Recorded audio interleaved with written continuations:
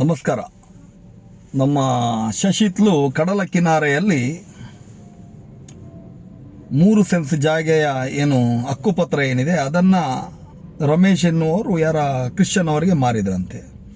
ಅಲ್ಲಿಂದ ಅದನ್ನು ಒಬ್ಬ ಶಾಸಕನ ರಿಲೇಟಿವ್ ಪರ್ಚೇಸ್ ಮಾಡಿದ್ದಾರೆ.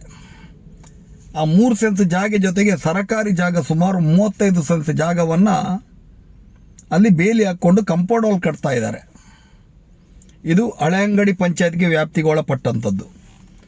ಅಲ್ಲಿಯ ಏನು ತಹಸೀಲ್ದಾರ್ ಅವರು ಇದರ ಬಗ್ಗೆ ಏನು ಅಷ್ಟೊಂದು ಕ್ರಮ ಕೈಗೊಳ್ಳಿಲ್ಲ. ನಮ್ಮ ಕಾಂಗ್ರೆಸ್ ನಾಯಕಿ ಪ್ರತಿಭಾ ಕುಲಾಯಿ ಅವರು ಇದರ ಬಗ್ಗೆ ಧ್ವನಿ ಎತ್ತಿದ್ದಾರೆ. ಆ ಕಾಂಪೌಂಡ್ ವಾಲ್ ಕೆಲಸವನ್ನು AC ಹತ್ರ ಹೇಳಿ ನಿಲ್ಲಿಸಿದ್ದಾರೆ. ಉಮ್ಮನಾಥ್ ಕೋಟೆಯನ್ರ ಹತ್ರ ಹೇಳಲಿಕ್ಕೆ ಇಚ್ಛೆ ಪಡ್ತೇನೆ. ಉಮ್ಮನಾಥ್ ಕೋಟೆಯನ್ರ ನಿಮ್ಮದೇ ಕ್ಷೇತ್ರ, ಸರಕಾರಿ ಭೂಮಿಯನ್ನು ಒಳಗೆ ಹಾಕ್ತಾ ಇದ್ದಾರೆ. ಯಾಕೆ ನೀವು ಅದನ್ನು ನಿಲ್ಲಿಸ್ತಾ ಇಲ್ಲ? ನಿಮಗೇನಾದರೂ ಆ ಜಾಗದಲ್ಲಿ ಏನಾದರೂ ಪಾಲಿದೆಯಾ? ಒಂದು ವೇಳೆ ಪಾಲಿದ್ರೆ ಹೇಳಿ ಇದೆ ಅಂತೇಳಿ.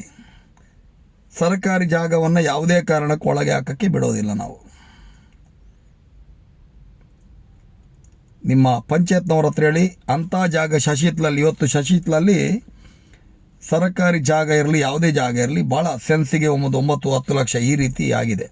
ಅದಕ್ಕಾಗಿ ಸರ್ಕಾರಿ ಜಾಗವನ್ನು ಕಬಳಿಸುವಂಥ ಪ್ರಯತ್ನಗಳಾಗ್ತಾ ಇದೆ. ಯಾಕಂತ ಹೇಳಿದರೆ ಭಾಳ ಚೆನ್ನಾಗಿ ಬೀಚ್ ಡೆವಲಪ್ಮೆಂಟ್ ಆಗ್ತಾ ಇದೆ.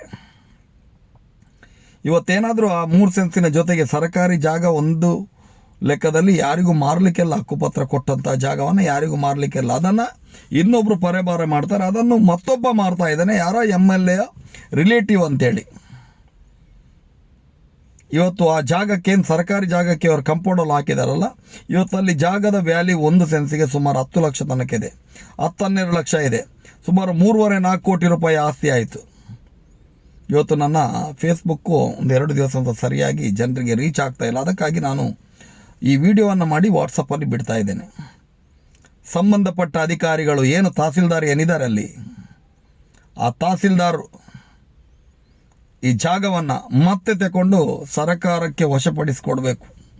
ಯಾವುದೇ ಕಾರಣಕ್ಕೂ ಆ ಶಶಿಬಿತ್ತಲ್ ಕಡಲ ಕಿನಾರೆಯಲ್ಲಿ ಸರ್ಕಾರಿ ಜಾಗವನ್ನು ಯಾರ್ಯಾರು ಕಬಳಿಸಿದ್ದಾರೆ ಅದನ್ನು ತಗೊಂಡು ಸರ್ಕಾರಕ್ಕೆ ಇಡಬೇಕಂದ್ರೆ ಬೀಚ್ ಸೈಡಲ್ಲಿ ಜನರಿಗೆ ಹೋಗಿ ನಿಲ್ಲಕ್ಕೆ, ಬೀಚಲ್ಲಿ ಆಟ ಆಡೋಕ್ಕೆ ಆ ಜಾಗಗಳು ಬೇಕಾಗತ್ತೆ. ಇವತ್ತು ಆ ಜಾಗದಲ್ಲಿ ಇವರು ಐಷಾರಾಮಿ ರೆಸಾರ್ಟ್ಗಳನ್ನು ಕಟ್ತಾರೆ. 1-2 ಜಾಗ ಅಲ್ಲ, ಅಲ್ಲಿ ತುಂಬ ರೆಸಾರ್ಟ್ಗಳಿದೆ ಇದೇ ರೀತಿದ್ದು. ಕಡಲ ನದಿಯ ಆ ಪಕ್ಕದಲ್ಲಿರುವಂಥ, ಕಡಲ ಬದಿಯಲ್ಲಿರುವಂಥ ಜಾಗ ಅಲ್ಲಿ ಸ್ಥಳೀಯರಿಗೆ ವಾಸ ಮಾಡಲು ಆ ದಿನ ಕೊಟ್ಟಿದ್ರು.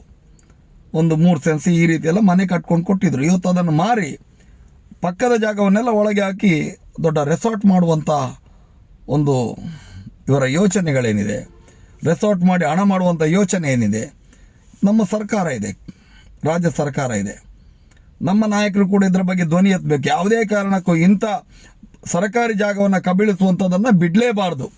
ಇವತ್ತು ನಮ್ಮ ಪ್ರತಿಭಾ ಕುಲಾಯಿ ಅವರು ಧ್ವನಿ ಎತ್ತಿದ್ದಾರೆ. ಈಗಾಗಲೇ ತಹಸೀಲ್ದಾರ್ಗೆ ಕೂಡ ಮಾತಾಡುವಂಥ ಎಲ್ಲ ದಾಖಲೆಗಳು ಅವರ ಹತ್ರ ಇದೆ, ಯಾವ ರೀತಿ ಮಾತಾಡಿದ್ದಾರೆ ಅಂಥೇಳಿ. ಅದರ ಜೊತೆಗೆ AC ಅವರಿಗೂ ಕೂಡ ಕಂಪ್ಲೇಂಟ್ ಕೊಟ್ಟಿದ್ದಾರೆ. AC ಅವರಿಗೆ ಅಲ್ಲಿ ಕಾಂಪೌಂಡಲ್ಲಿ ಕಟ್ಟುವ ಕೆಲಸವನ್ನು ನಿಲ್ಲಿಸಿದ್ದಾರೆ. ಸರ್ಕಾರದ ಭೂಮಿಯನ್ನು ಯಾರೇ ಒಳಗೆ ಹಾಕಿದ್ರು ಕೂಡ ಅದನ್ನು ವಶಪಡಿಸಿಕೊಳ್ಳುವಂಥ ಕೆಲಸ ಅಧಿಕಾರಿಗಳು ಮಾಡಬೇಕು. ಇಲ್ಲಿ ಅಧಿಕಾರಿಗಳು ಬಂದು ಲೂಟಿ ಮಾಡುವಂಥ ಕೆಲಸ ಮಾಡಬಾರ್ದು. ದಕ್ಷಿಣ ಕನ್ನಡ ಜಿಲ್ಲೆಯಲ್ಲಿ ಇವತ್ತು ಫೇಸ್ಬುಕ್ಕಲ್ಲಿ 2-3 ದಿವಸ ಸರಿಯಾಗಿ ಜನರಿಗೆ ರೀಚ್ ಆಗ್ತಿಲ್ಲ. ಅದಕ್ಕಾಗಿ ಈ ವಿಡಿಯೋವನ್ನು ಮಾಡಿ ವಾಟ್ಸಪ್ಪಲ್ಲಿ ಬಿಡ್ತಾ ಇದ್ದೇನೆ. ಮಿತ್ರರೇ, ಅಧಿಕಾರಿಗಳಿಗೆ ಮುಟ್ಟುವ ತನಕ ಈ ವಿಡಿಯೋವನ್ನು ಶೇರ್ ಮಾಡಿ. ನೀವು ಸರ್ಕಾರಿ ಭೂಮಿಯನ್ನು ಒಳಗೆ ಹಾಕ್ಲಿಕ್ಕೆ ಯಾವುದೇ ಕಾರಣಕ್ಕೂ ಬಿಡೋದಿಲ್ಲ. ಪ್ರತಿಭಾ ಕುಲಾಯಿ ಅವರು ಇದರ ಬಗ್ಗೆ ಧ್ವನಿ ಎತ್ತಿದ್ದಾರೆ. ಪ್ರತಿಭಾ ಕುಲಾಯಿ ಜೊತೆ ನಾವು ಖಂಡಿತವಾಗಿರ್ತೇವೆ. ಕಾರಣ ಸರ್ಕಾರಿ ಭೂಮಿಯನ್ನು ಈ ರೀತಿ ಕಬಳಿಸುವಂಥ ಕೆಲಸ BJP ನಾಯಕರೇ ಅತಿ ಹೆಚ್ಚು ಮಾಡ್ತಾ ಇರೋದು. ಇದನ್ನು ನಾವು ನಿಲ್ಲಿಸಬೇಕು. ಯಾವುದೇ ಕಾರಣಕ್ಕೆ ಇದನ್ನು ನಾವು ಒಳಗೆ ಹಾಕೋಕ್ಕೆ ಬಿಡೋದಿಲ್ಲ.